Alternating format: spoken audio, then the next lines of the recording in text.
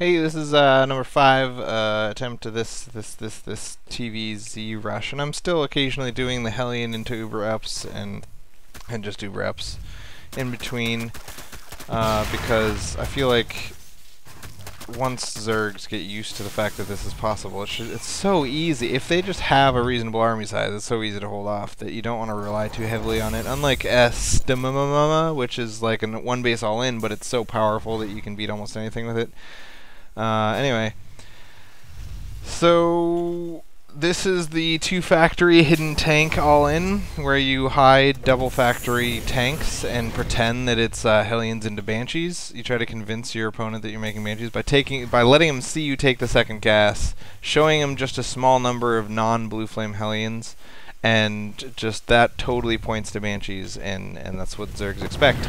And the key to dealing with Banshees, you just get a 3rd queen or maybe a 4th queen if you're super desperate, or maybe a Spore Crawler if you're super desperate. But Banshees are simple to hold off as long as you can detect Cloak and you have a couple of queens, because queens are like cost efficient up the yin-yang versus Banshees. And so you really want to get as many drones as freaking possible while just barely holding off the Banshees, and then you're fine. So I'm not going Banshees, so you know, his get me some Spore Crawlers and some Queens defense is not going to work against tanks. Spore Crawlers and Queens don't work at all against tanks. So this is his Hellion defense. 3 Spine Crawlers, pretty obsessively Spine Crawlerish. And usually I'd be going about now with 3 tanks, but I delayed this stuff a lot. Look how high my gas got, because my factories just went down way too late, and I screwed that all up. By taking the second gas so soon, you're supposed to take it but not mine from it. You want him to see the second gas, but you don't actually want to mine from 2 gas this early in the game. It's just crazy. Also, I ran my Hellion and just kind of died to a Spine Crawler like an idiot. So I was like, hey, look how awesome I am at using Hellions. Here comes the 2 Spores. He's ready for my Banshees. All about Banshee defense. So the idea here is that 8 minutes I should have $2,000 spent and 30 workers. Let's check. I have 28 workers, that's fine, but I only have $1,400 spent. This is just kind of terrible. I did a bad job this game of doing the build correctly. So I'm supposed to be at his base right here at 8 minutes with $2,000 versus his $100. And with only Spine Crawlers, Queens, and Spores, there's nothing at all he could do if I were to push now with 5 tanks. But my push is going to come a whole minute late, and then I'm not going to very quickly finish him off. So even though it worked, I came with 2,000, he had 500, that's awesome, I just up and win. It's too late. I came too late and his Spire's done. So Siege Tank's not great against Spire. I do get this armory as I'm leaving, so that the armory is going to be done in time to defend against mutas. But as we shall see, Master Chief, look, he caught up an army already. He got just $2,000 of mutas. So my opportunity to win the game is now over, and he's got these mutas out, and he's like, oh, make it, you take longer killing. But more importantly, I'll go up to your base where you have no units and no anything, and just kill whatever I want.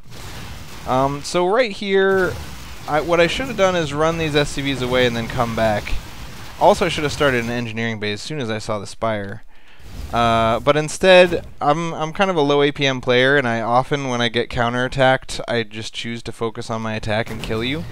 So my idea is to pop 2 Thors and defend with those. And 2 Thors is more than enough to defend against 7 mutas.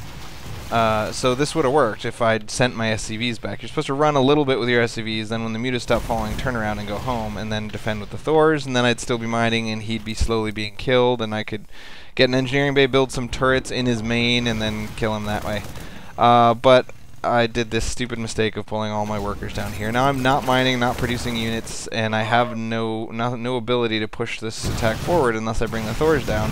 And then when I bring the Thors down, there's nothing to defend my main, and so I lost all the workers for no reason, because Thors are super slow, and you can either have them at your main or at your push, but you can't have them walking around in between. And now he's going to kill off this command center, which I don't even bother to float, while I'm over here trying to kill off his main quick enough, and then hoping that I can survive against the mutas once they get here. So I built an engineering bay way over here, and I'm going to throw up 2 turrets and repair my Thor. And the question is whether the Thor can kill these mutas, and it was not really even close. He ends with 7 mutas, and I've got nothing left that can shoot air except this turret, and 7 mutas versus a turret, and no SCVs means that he mops up, and now he has 2 mutas left, and that is enough to win the whole game. So this game was in the bag. I totally should have won. I should have pushed a minute earlier and killed him before the Spire came, and then once the Spire came, I should have defended my main. Like, worker-wise, he's got no workers, basically. I should have just defended my main and said, look, my push knocked down his Expo, that's good enough. And then when I got my 4 Thors, I could have come back with those or something, or made more Marines, or made engineering base.